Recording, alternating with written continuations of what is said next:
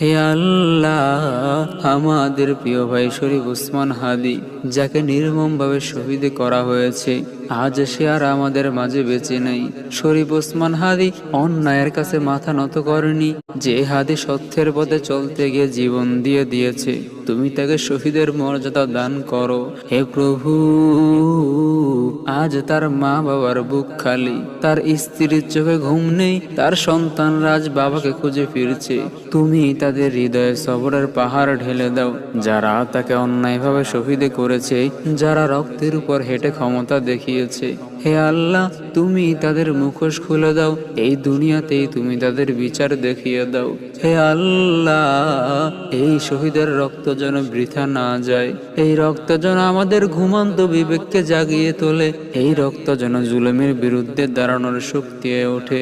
হে প্রভু, শরীফ ওসমান হাদি